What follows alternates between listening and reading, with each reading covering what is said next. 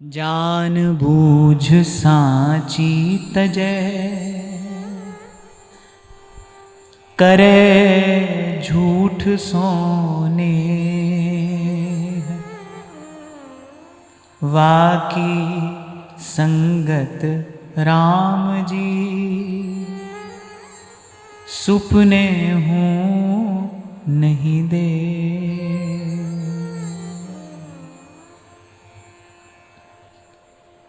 संतों की बात सुनकर ऐसा लगता है कि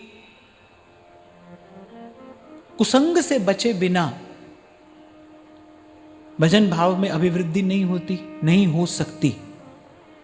तभी श्री ध्रुवदास जी ने भी कहा ना कि कुसंग पशु ते बचे, इससे बचना आवश्यक है।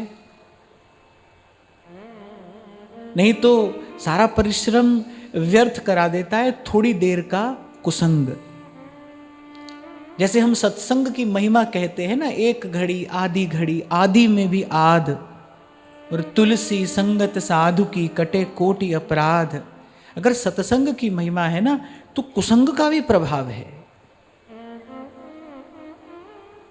कैसे देखा जाता है कि कोई सद्मार्ग पर चल रहा है और बस सद्मार्ग पर चलते चलते, अब वो प्रारब्ध है, भगवत इच्छा है, क्या है, पर सद्मार्ग पर चलते चलते बस कुछ ऐसा दृश्य देख लिया जो नहीं देखना चाहिए था। किया नहीं कुछ, बस कुछ ऐसा देख लिया जो नहीं देखना चाहिए था, और बस उसको देखकर मन में विकार उत्पन्न हुआ, और वो विकार उत्पन्न होते होते ऐसा समुद्रवत विशाल हो गया कि उसने पूरे जीवन को लपेट लिया। कहाँ से आरंभ हुआ कि बस आंख से कुसंग हो गया। ऐसा तो कई बार मैंने निवेदन किया ना कि कुसंग कान से भी होता है, आंख से भी होता है, विचार से तो होता ही है। जो देखोगे सुनोगे उसी का विचार भी करोगे। तो संतों की वाणी पढ़कर ऐसा लगता है, संतों का अनुभव जानकर ऐसा लगता है कि भाई इससे बचना परम आवश्यक है। इससे बचे बिना भजन भाव की वृद्धि नहीं है। आज किसी ने पूछा है कि ये जो प्रेम भाव है ये जीवन में ठहरे कैसे? यही तो विधि है इसकी, सत्संग करते जाइए और कुसंग से बचे रहिए। अच्छा, दोनों ही बातें बराबर महत्व रखती हैं। सत्संग तो कर रहे हैं लेकिन कुसंग से बचने का प्रयास नहीं कर रहे हैं, तो जो भी आप कर रहे हैं वो फलीभूत होगा, इसमें संदेह है? नहीं होगा, नहीं होगा। और मेरा अपना छोटा सा अनुभव तो ये कहता है कि सत्संग करने से भी अधिक महत्वपूर्ण है कुसंग से बचना। हाँ, पर वो जो कुसंग से बचने का विवेक है वो तो सत्संग से ही आएगा ना। दो ही बात है ना, एक साधक तत्व है, एक बाधक तत्व है। साधन को करना है, बाधक से बच के रहना है, पर बाधक से बचे रहने की वो जो शक्ति है, वो जो विवेक है, वो साधन का अनुष्ठान करने से ही तो आएगा। तो संतों की बात पढ़कर सुनकर ऐसा लगता है कि बचना बहुत आवश्यक है, लेकिन प्रभु की कृपा के बिना इससे बचा नहीं जा सकता। इसीलिए गोस्वामी जी कहते हैं, बरु भलवास नरक करि त्राता। करे नरक में रहना भला है भाई, दुष्ट संग जिन देहि विधाता।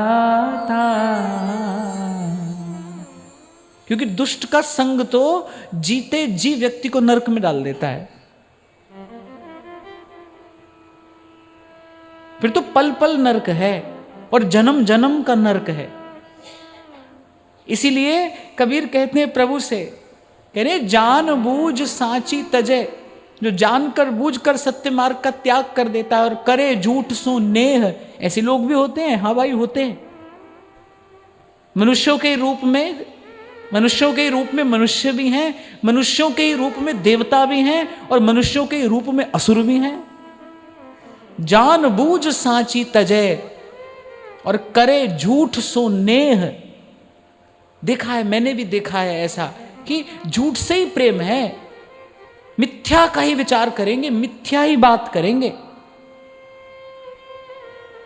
जब श्री आत्मदेव जी के प्रसंग की हम चर्चा कर रहे थे तो हमने चर्चा की थी ना, धुंधुली कैसी है, वो कैसी बहिर्मुखी वृत्ति है, वो सदा निरंतर मिथ्या की ही चिंता में लगी रहती है। जीवन बीत जाता है भाई, जीवन बीत जाता है, शरीर जर्जर हो गया है, अशक्त हो गया है, चलने फिरने की भी सामर्थ्य नहीं है, नाक से दिख रहा है ना कान से सुनाई दे रहा है, पर टटोलो मन को, टटोलो तो मन में क्या है, उसी संसार की प्रबल वासना है। क्या किया है, जीवन भर मिथ्या का ही चिंतन किया है। इसीलिए विचार करना चाहिए, ये विचार तो अवश्य करना चाहिए। जो ये सोचता है कि कभी आगे जाकर भजन करूंगा, कैसे करोगे भाई, हमको भी तो बताओ, हम भी थोड़ा मौज ले लें, हम भी आज घूम फिर लें। कैसे कैसे करोगे कल भजन? अगर आज आरंभ नहीं करोगे तो कल कैसे करोगे? नहीं होगा भाई, कल नहीं होगा। नारद जी तो भक्ति सूत्र में कहते हैं कि ये जो विकार है, कह रहे ऐसे बिंदु की तरह आता है जीवन में, नन्हा सा बन के आता है जीवन में, प्रवेश कर जाता है, और कह रहे बिंदु की तरह आता है और फिर देखते ही देखते सिंधु का रूप धारण कर लेता है और पूरे जीवन को लपेट लेता है। और जिसका आज बिगड़ा भाई, उसका कल तो बिगड़ ही गया। जिसका आज बिगड़ रहा है उसका आने वाला कल तो बिगड़ ही गया। आने वाला कल क्या है? आज हमारे लिए गए निर्णय का परिणाम ही तो आने वाला कल है। आप पंडित के पास जाते हो, महाराज भविष्य बता दो। अरे भविष्य की रचना करने वाले तो आप ही हो, जो आज कर रहे हो वो कल भविष्य है। इसलिए कल परसों मैं आपसे कह रहा था, जो जो कल गया उसको भी छोड़िए और जो आने वाला है उसकी चिंता न करिए, आज को संभालिए, आज का दिन संभल जाए। इसीलिए कभी आपसे मैंने कहा था, बड़ी अच्छी लगी, संतों की बात है, उनका अनुभव है कि भाई प्रभु से यही कहिए, श्री जी से यही प्रार्थना करिए, आज भजन हो जाए, आज की कृपा से कल हो जाएगा, कल की कृपा से परसों हो जाएगा, आज हो जाए। तो संत कह रहे हैं कि प्रभु सत्संग भी आपकी कृपा से होगा, और अगर कुसंग से बचेंगे तो भी आप ही की कृपा से बचेंगे। यानी जान बूझ सांची तजय और करे झूठ सो नेह, ताकि संगत राम जी सुपने हूं नहीं दे। और यहीं से मैंने कहा था कि किसी दिन सत्संग न मिले ना तो आप सोचो कि आज तो समय है, चलो आज ऐसे किसी से मिल लेते हैं, बोल लेते हैं, बतिया लेते हैं। तो मैं तो कहूँगा भाई चादर तान के सो जाओ, पर अनावश्यक चर्चा, अनावश्यक वार्ता संसार की मत करो। साधक के लिए तो ये भयंकर हानिकारक है, भयंकर परिणाम लेकर आने वाली है ऐसी असत चर्चा। मानना पड़ेगा आपको कि जैसे ही देखते सुनते रच बस गया है संसार हमारे भीतर, को उठाकर थोड़ी डाला है संसार भीतर हमने। ये जो आंख हम बंद करते हैं, खोलते हैं, सोते हैं, जगते हैं, आते हैं, जाते हैं, उठते बैठते बिना प्रयास जो ये भजन हो रहा है संसार का, कैसे हो रहा है? वो देखते सुनते अभ्यास ही तो हो गया है हमको। अच्छा, एक अभ्यास को तोड़ने के लिए दूसरा अभ्यास करना पड़ता है। कभी कभी कोई वृत्ति हमारे स्वभाव में आ जाती है। मनोवैज्ञानिक लोग कहते हैं कि now this is the pattern. कभी कभी कोई व्यक्ति ऐसा हो जाता है कि कोई चीज उसकी वृत्ति में आ गई है, उसके स्वभाव में आ गई है, अब उससे मुक्त होना बड़ा कठिन है। अब उसको तोड़ने के लिए कोई नई वृत्ति, कोई नया अभ्यास करना पड़ेगा। तो ये अभ्यास में आ गया है ना संसार, अब दूसरा अभ्यास करना पड़ेगा। ये जो अंधेरा हो गया है इसको हटाने के लिए अब क्या चाहिए? अब नाम का मणिदीप चाहिए। अब सत्संग में जो संतों के बोल है ना, कल भी मैंने कहा था, वो ज्योति स्तंभ हैं। अब वो ज्योति स्तंभ चाहिए अंदर का अंधेरा दूर करने के लिए। अभ्यास करना पड़ेगा भाई। साइकिल चलाना सीखे होंगे आप कभी ना कभी जीवन में। अब जो साइकिल चलाना सीखा होगा वो गिरा भी होगा, बिना गिरे तो सीखता नहीं। पहली बात तो ये है कि बिना गिरे सीखा नहीं जाता, और सीखने के बाद कभी गिरेंगे नहीं ऐसी कोई गारंटी नहीं है। सीखने के बाद भी गिर सकते हैं। जिसको गाड़ी चलाना आता है, यहां वहां तो भाई उससे भी लग जाती है ना गाड़ी, और फिर खुद से ना लगे, कभी कभी सामने वाला आकर और कर देता है हमको आहत। क्या करोगे? क्या सड़क पर चलना छोड़ दोगे? नहीं भाई, ये तो सब होगा, होता रहेगा। सावधान रहना है, सावधान रहना है। और सावधानी का नाम ही साधना है, साधना ही सावधानी है, और सावधानी ही साधना है। पहली बात तो यह है कि साधना ही सावधानी है, पर उससे भी जोरदार बात यह है कि सावधानी ही साधना है। तो साधक को तो विशेष सावधान रहने की आवश्यकता है। इसीलिए सेवक जी ने पहले यह बताया भाई किसका संग करना है, और फिर यह बताया किसके संग से बचना है। दुष्ट परिहरो दूर, भजत भज श्री हरि राधा। अभिमानी, गर्विष्ठ, लोभ, मद मत्त, अगाधा, मदांध हो जाता है व्यक्ति। धन आएगा तो मदांध हो जाएगा, रूप आएगा तो मदांध हो जाएगा।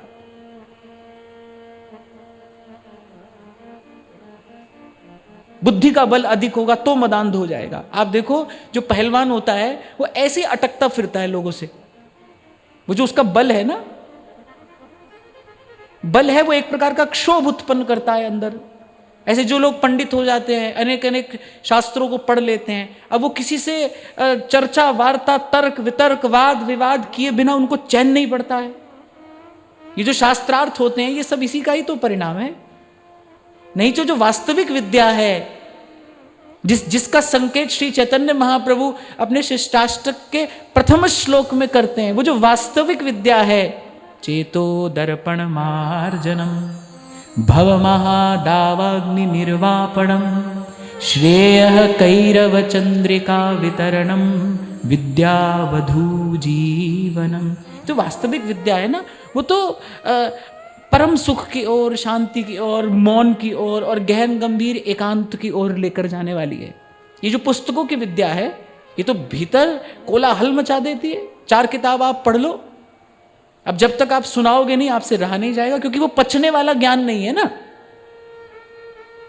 ध्यान रखना, जो बाहर से भीतर आ रहा है वो भीतर कुछ करके बाहर भी जाएगा।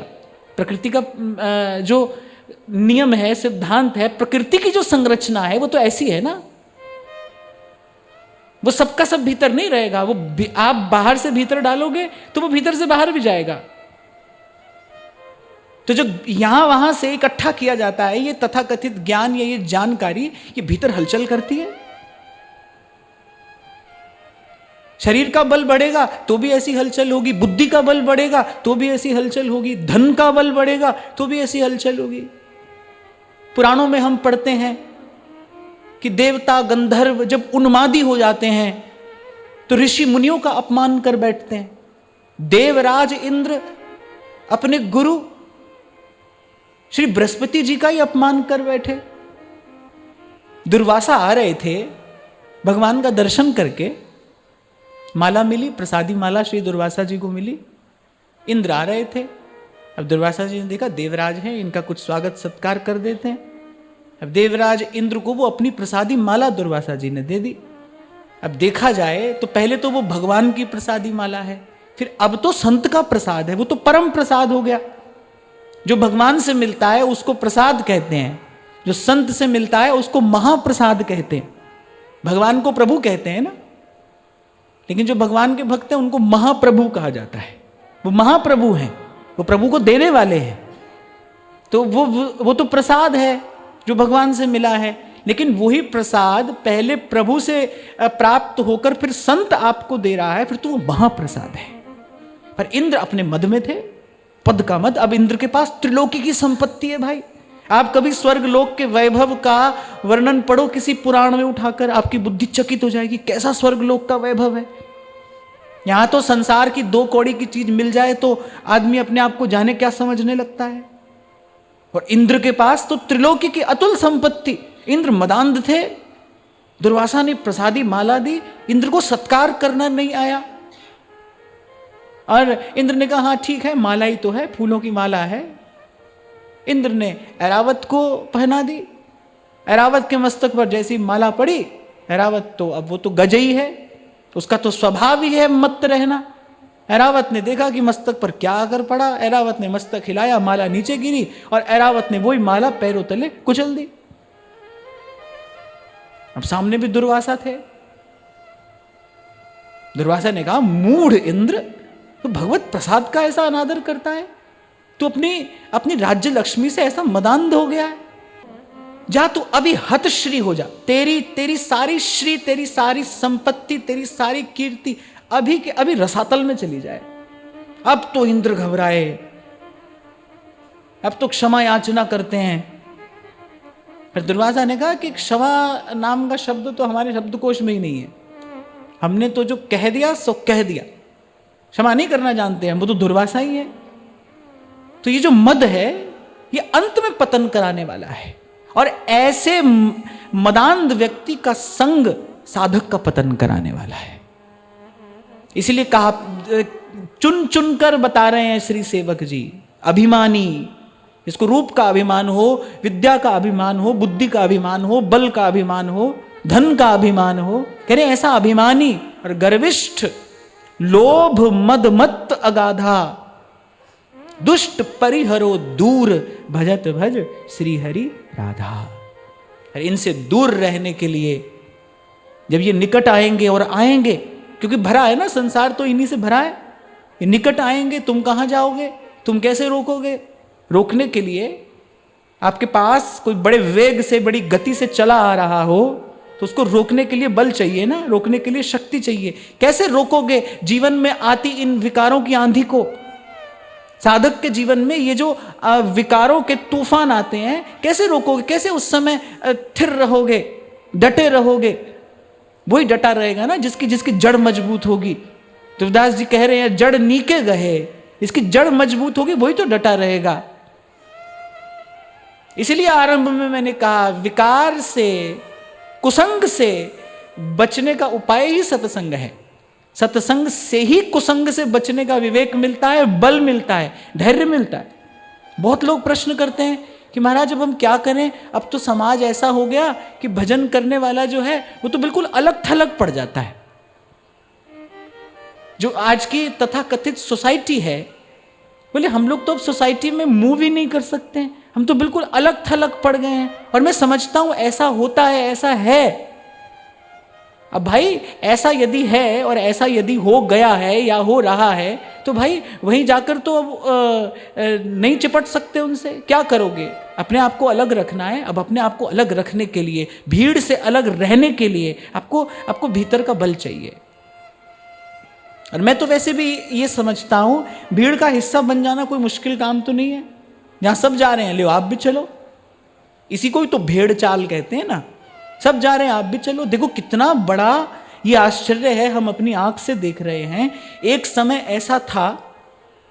ऐसा था जब मदिरा पीने वाले व्यक्ति को यहां वहां छुपना पड़ता था। आज ऐसा समय आ गया, जो व्यक्ति नहीं पीता है उसको अपने आप को सही प्रमाणित करना पड़ता है उन लोगों की भीड़ में। ऐसा समाज हो गया, ऐसी विकृति समाज में आ गई, और कितनी तीव्र गति से आ गई और आती जा रही है, और आगे पता नहीं क्या होगा। इसीलिए तो मैं आपसे कह रहा था, भाई मार्ग तो कठिन है, ये कठिन मार्ग है, बीहड़ बाट है, सो छोड़ना नहीं। इस सत्य के, इस भजन के, इस भक्ति के मार्ग पर चलने के लिए जो उत्साह, धीरज और निश्चय चाहिए, मिलेगा कहां से? सत्संग से ही तो मिलेगा, संत से ही तो मिलेगा। वही आपको धीरज भी देगा, वही आपको प्रोत्साहित भी करेगा, और उसी की सन्निधि में निश्चय भी बना रहेगा। नहीं तो भाई बड़ा प्रबल आवेग है, माया का बड़ा प्रबल आवेग है, तो छिन्न भिन्न कर देती है, सब ज्ञान ध्यान बह जाता है, और बड़ी तीव्र गति से समाज में संस्कारों का ह्रास हो रहा है। और एक और बात मैं आप ही से पूछता हूं, जो कार्य अधिक लोग कर रहे हैं, केवल अधिक लोगों के करने से तो कोई कार्य ठीक नहीं हो जाता ना। आज अगर अधिकतर लोग अगर न करने योग्य कार्य करने लगे तो अधिक लोगों के करने से तो वो ठीक नहीं हो जाएगा ना। ये तो राजनीति में चलता है भाई, जिसके पास बहुमत है वही विजेता है। पर धर्म में तो ऐसा नहीं है, धर्म में ऐसा नहीं है।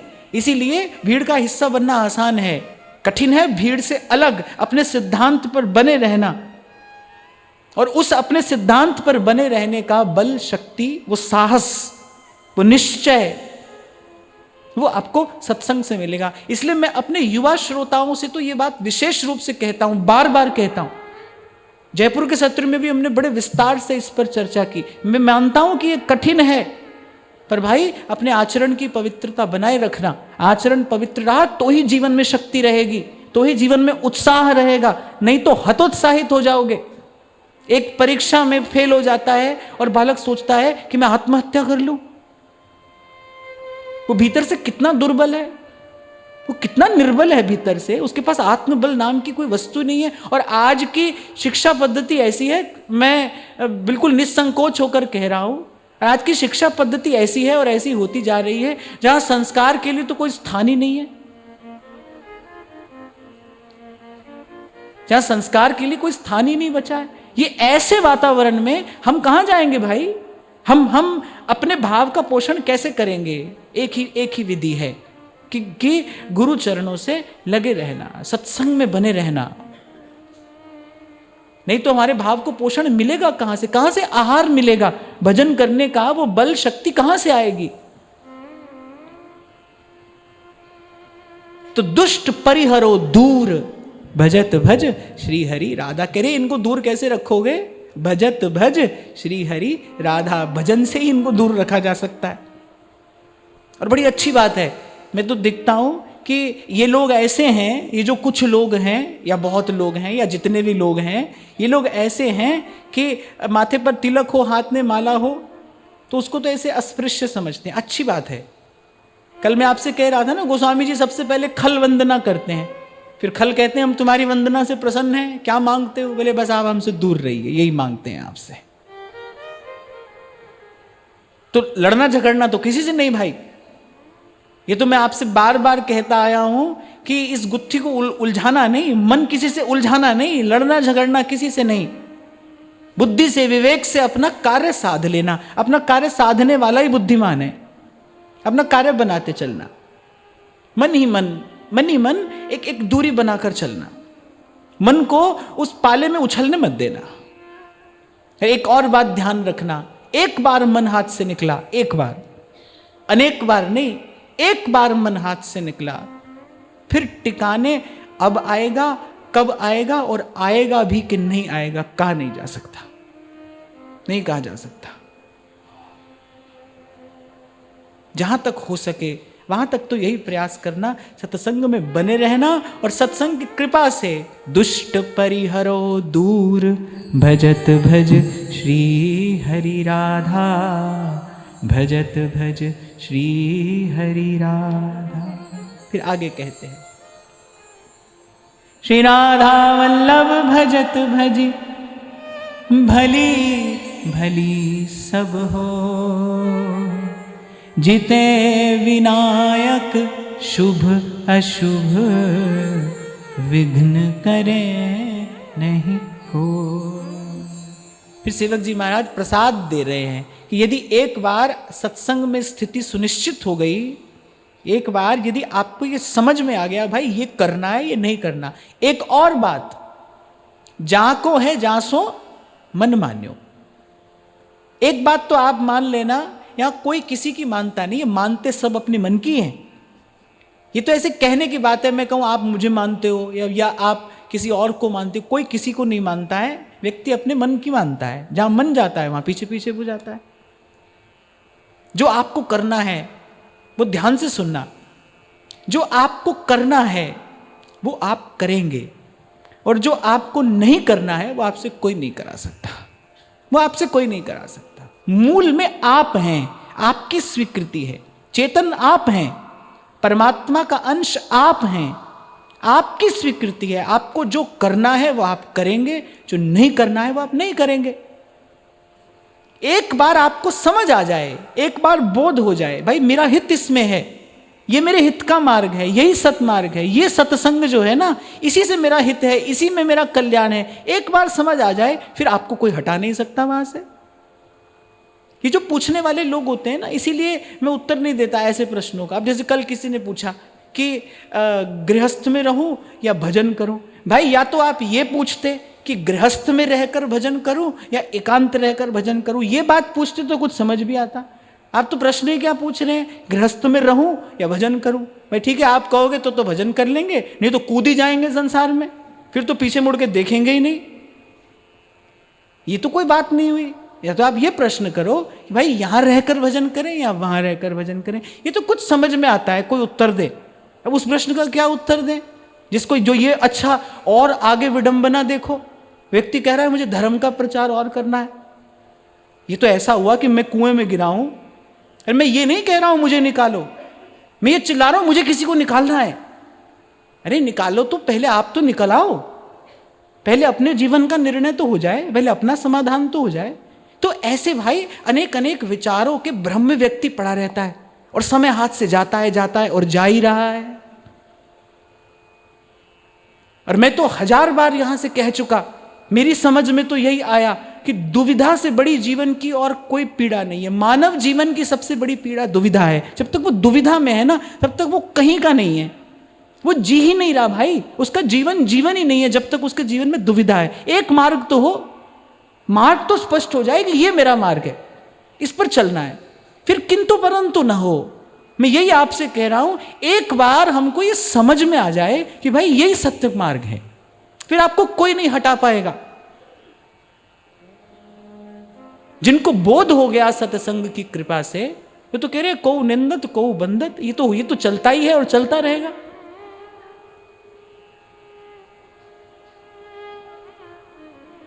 मीरा जी कहती है राम नाम रो झाज चिलास्या और भव सागर तिर जास्यारी माई, मीरा दासी सांवल गिरिधररी, मैं तो चरण कंवल लिपटास्या रे भाई। वो कह रही है अब बरजी मैं काऊ की नहीं रहूं, अब मैं किसी के रोके नहीं रुकूंगी। मेरो मन लागो हरि जी सू, कह रही अब ना रहूंगी मैं अटकी। ये बहुत जन्म हो गया ऐसी अटकते आप लोगों की, सबकी बात सुनते सुनते। मीरा जी कह रही हैं ये संसार सगा नहीं कुया और साचा सगा गिरधर जी। बात समझ में आ गई हमको। इसीलिए कई बार मैं आपको कहता हूं थोड़ा धीरज रखिए, अपने मन में परिपक्वता आ जाने दीजिए, मन परिपक्व हो जाए, फिर आपको कोई हटाने वाला नहीं है।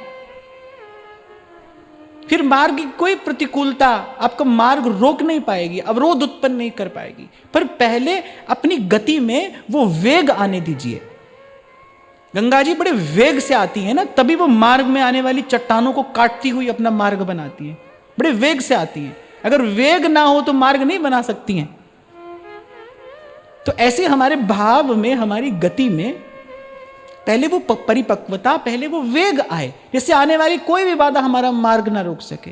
इसलिए मैं कहता हूं भाई जहां हो वहीं रहकर भजन साधन करते रहो। जिस दिन मन परिपक्व हो जाएगा उस दिन आप मुझसे पूछने नहीं आओगे कि यहां रहें या वहां रहें।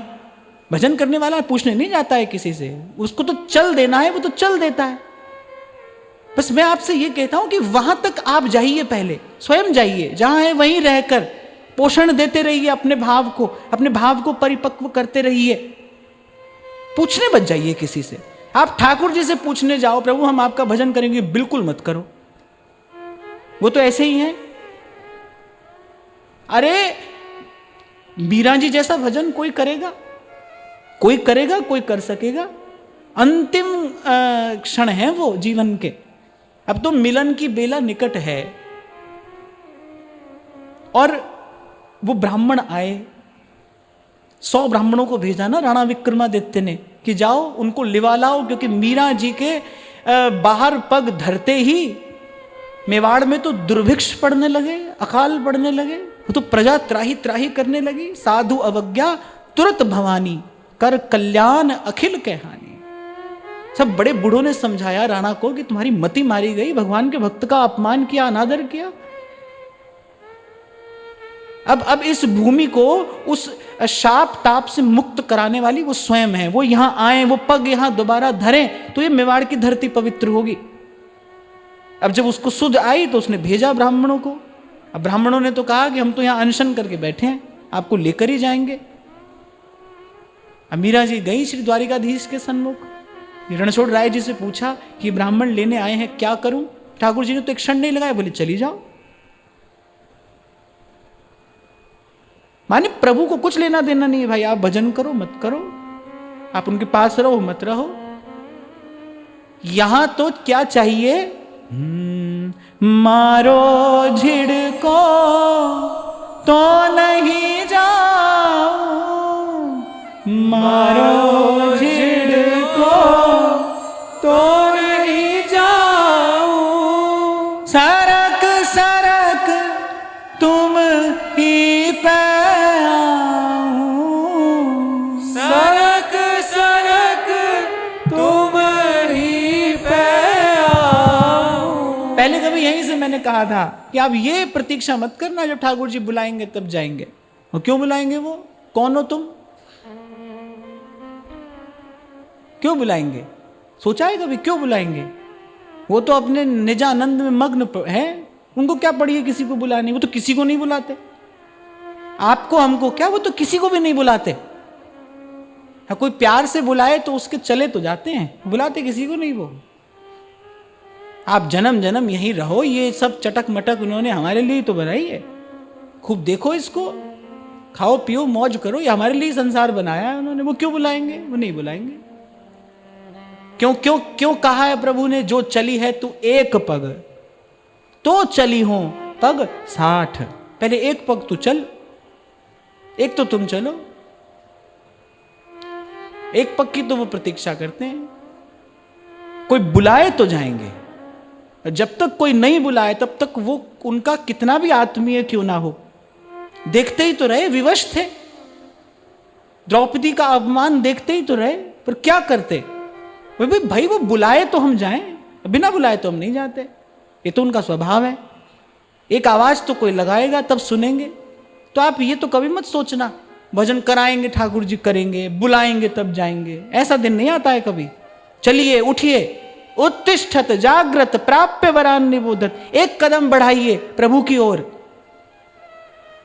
और अगर ईमानदारी से आपने एक कदम बढ़ाया है, ये बात मैं आपको अपने व्यक्तिगत अनुभव से कह रहा हूं, ईमानदारी से एक पग आपने यदि प्रभु की ओर बढ़ाया है, फिर बाकी सारी यात्रा प्रभु स्वयं ही करके आते हैं, फिर प्रभु ही चल कर आते हैं।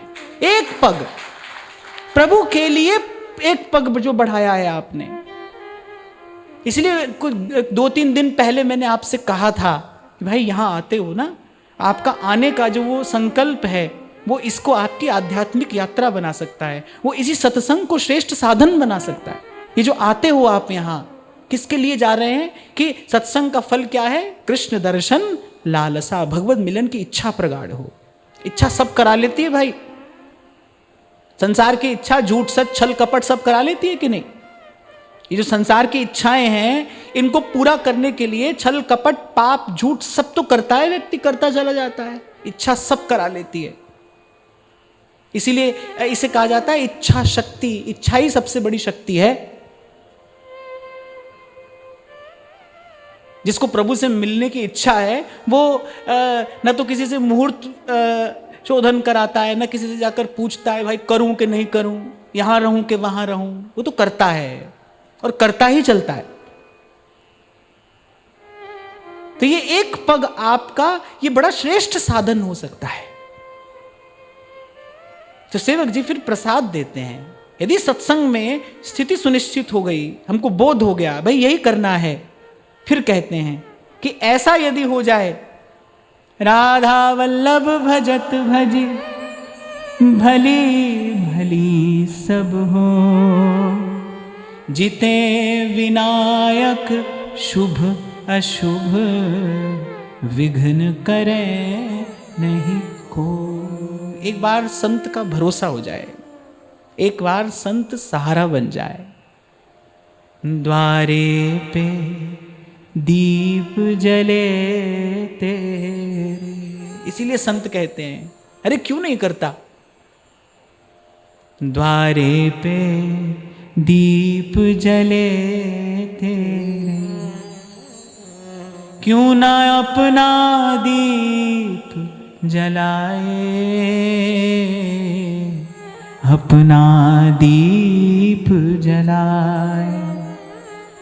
जब संत सहारा बन जाए, जब संत सहारा बन जाए, फिर काहे मन घबराए, काहे मन घबराए।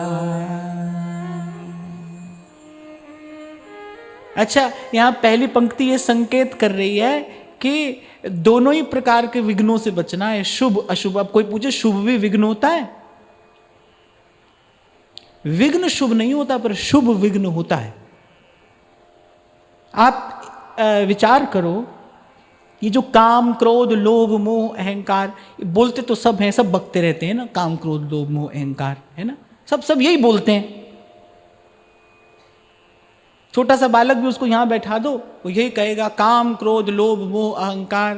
वो सबको याद है, मुझे भी याद है, आपको भी याद है। पर देखो ये कितनी बड़ी विडंबना है, जिस कार्य से आत्म पीड़न होता है, जिस कार्य से आत्मा पीड़ित होती है, हम वही कार्य करते हैं और फिर हम सुख चाहते हैं। ये कितनी बड़ी विडंबना है। ये जो काम क्रोध लोभ मोह अहंकार हैं, ये संपत्ति के समय में बढ़ते हैं या विपत्ति के समय में बढ़ते हैं? आप अगर सोचोगे तो पाओगे विकार तो संपत्ति के समय में बढ़ते हैं। ये संपत्ति के समय ही कष्टकारी हैं। जिसका शरीर अशक्त है, 10-5 दिन बुखार हो जाए तो ऐसे शैया पर पड़े रोगी से कोई काम की वार्ता करे तो उसको अच्छी लगेगी? उसको अच्छी नहीं लगेगी। शरीर में बल ही नहीं है, शक्ति नहीं है, उसको वो चर्चा भी सुहाएगी नहीं। हष्टपुष्ट शरीर है, असंयमित जीवन है, खा रहे हैं पी रहे हैं और सो रहे हैं। उसी व्यक्ति का मन तो काम और काम से संबंधी वार्ता में जाएगा। जिसका असंयमित जीवन है, अनियमित जिसका आहार है, वो जो मन चाह खा रहा है, जब चाहे तब खा रहा है। आपको पहले भी शायद मैंने कहा था कि खाने का भी एक समय प्रकृति ने सुनिश्चित किया है। बड़ी सूक्ष्म बात है। एक समय ऐसा है जब आप खाएंगे तो आपके भीतर सत्व गुण बढ़ेगा, यानी आपके भीतर जो दैवी संपदा है वो पुष्ट होगी। और एक समय ऐसा है जब आप पाएंगे तो आपके भीतर की आसुरी वृत्तियां बढ़ेंगी। खाते हैं ना कुछ लोग, आधी रात को खाते हैं, भूख लगी खा रहे हैं, आधी रात को खा रहे हैं। संध्या का समय जो भगवत स्मरण का समय है उस समय खा रहे हैं। माने अनियमित है, असंयमित, प्रकृति के नियम सिद्धांत से विपरीत। वो क्या करता है? वो आसुरी वृत्तियों को जन्म देने वाला है, उन्हीं का पोषण करने वाला है। आप सबने कथा सुनी होगी कि जब आई दिति कश्यप के पास संध्या का समय और कश्यप संध्या वंदन की तैयारी कर रहे हैं और वो आकर कहती है कि मैं इस समय कामातुर हूं, आप मेरी इच्छा पूर्ण करिए। वो समझाते हैं देवी ये तो भगवत आराधन का समय है, इस समय महादेव भ्रमण के लिए निकलते हैं, इस समय कोई ऐसी चेष्टा कोई ऐसी वार्ता वो देवादिदेव का अपमान करने वाली होगी, उसका परिणाम आसुरी वृत्तियों का उदय होगा, जन्म होगा। पर वो नहीं मानी और परिणाम क्या आया? हिरण्यकश्यप और हिरण्याक्ष का जन्म होता है। वो ऐसे असुर जिन्होंने पूरी पृथ्वी को पीड़ित कर दिया, प्राणी मात्र को सता दिया, ऐसे असुर उत्पन्न होते। तो ऐसे कभी भी खा लो, क्या परिणाम होगा? जो आपके भीतर अवांछित विचार आएंगे, विकार बढ़ेंगे। यदि आप चाहते हैं ना कि जीवन संस्कारी रहे, फिर समय का आदर करना सीखिए। जो चाहता है कि मेरा जीवन संस्कारी रहे, पवित्र रहे, मेरे जीवन में शांति रहे। एक और बात, बिना पवित्रता के जीवन में शांति रह नहीं सकती। जिसका जीवन पवित्र नहीं है, जिसका आचरण पवित्र नहीं है, वो करता रहे पॉजिटिविटी की बात। आजकल तो लोग भाषण सुनते हैं पॉजिटिव फील करने के लिए। मुझे बड़ी हंसी आती है, भाई कहां से ले आओगे पॉजिटिविटी? उसका कोई स्रोत भी होना चाहिए। कहां से आएगी सकारात्मकता? कहां से आएगी सकारात्मकता? तो पवित्रता के साथ रहती है। अगर आपके आचरण में पवित्रता नहीं है तो सुख शांति की बात छोड़ दीजिए, वो बड़ी दूर की बात है। तो कहने को ये बड़ी छोटी सी साधारण सी बात लगती है, भाई आधी रात को खा लिया, भूख लगी थी खा लिया। वो जो खाया है ना उसका कुछ परिणाम भी आएगा, फिर वो कुछ विकार बढ़ा देगा आपके जीवन में। कितना संयमित नियमित जीवन हमारे महापुरुषों का रहा। हमारे ऋषि मुनियों ने कितना अनुशासित संयमित जीवन जिया है, शम दम युक्त जीवन जिया है। तब जाकर जीवन में साधना परिपक्व होती है, तब जाकर हमारे हृदय की भूमि तैयार होती है जिसमें भगवत भाव ठहरता है। सुन लिया कहीं से भगवान तो भाव के भूखे हैं, अब जो चाहो सो करो, अब जैसा चाहो वैसा करो। कहीं नहीं पहुंचता है व्यक्ति भाई, कहीं नहीं पहुंचता है। मैं तो देखता हूं उल्टे निराश हताश और हो जाता है। उसको लगता है कि हमको तो यहां से भी कुछ नहीं मिला। आपने ठीक किया ही नहीं, आपने ठीक साधन ही नहीं किया तो मिलता कैसे? तो खैर मैं तो ये कह रहा था कि अशक्त व्यक्ति से काम की वार्ता नहीं की जाती, उसको अच्छी नहीं लगती। ये ऐसे ही क्रोध है, लोभ किसके पास होगा? धन आएगा तो लोभ आएगा। मैं तो देखता हूं, आसपास ही देख लेता हूं, अनुभव करता हूं कि जिसके पास नहीं है वो तो बस इतना ही चाहता है, भाई ये 2 समय का भोजन मिल जाए, वो तो उसने तो स्वीकार कर लिया है, हम तो बड़ा सामान्य सा जीवन जीते हैं। और मैं देखता हूं कि वो खुश भी है। अभी की बात है, जब हम आ रहे थे तो अब गाड़ी चल रही है सड़क पे, बहुत हॉर्न पर हॉर्न लोग बजा रहे हैं, और उसके बीच में आगे भी 2-4 गाड़ी हैं, पीछे भी 2-4 गाड़ी हैं, और उसके बिल्कुल बीचों बीच एक बैलगाड़ी वाला चल रहा है।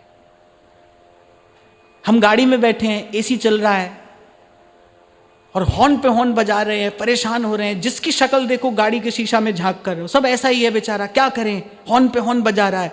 और वो बैलगाड़ी वाला मस्त, उसको किसी से कुछ लेना देना नहीं है। वो कह रहा है तुम बजाओ, हम तो भाई अपनी गति से चलेंगे, हमारा बैल तो ऐसे ही मटक मटक कर चलेगा, तुम बजाते रहो हॉर्न, हम क्या करें। वो हंस रहा है, मुस्कुरा रहा है। मैं अभी आते हुए यही कह रहा था, मैं कहा देखो, हम अपनी शक्ल देखे शीशा में, वो जो आगे पीछे गाड़ी वाले हैं उनको देखो, बोले सब परेशान है, बैलगाड़ी वाला देखो कैसे प्रसन्न है। लोभ कब आता है? धन आएगा, लोभ आएगा, लेकर आएगा अपने साथ, अंतहीन प्रपंच लेकर आएगा।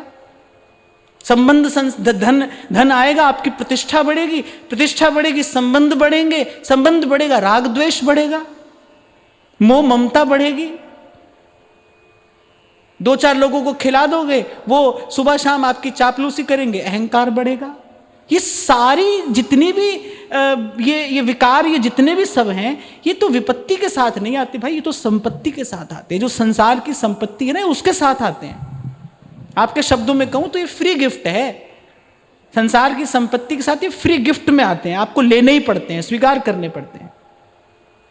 तभी संत कहते हैं, सुख के माथे सिल पड़े, नाम हृदय से जाए। वो तो भगवान की विस्मृति कराने वाला है। ये जो संसार का सुख है ना, भूल जाते हैं, भगवान भूल जाते हैं।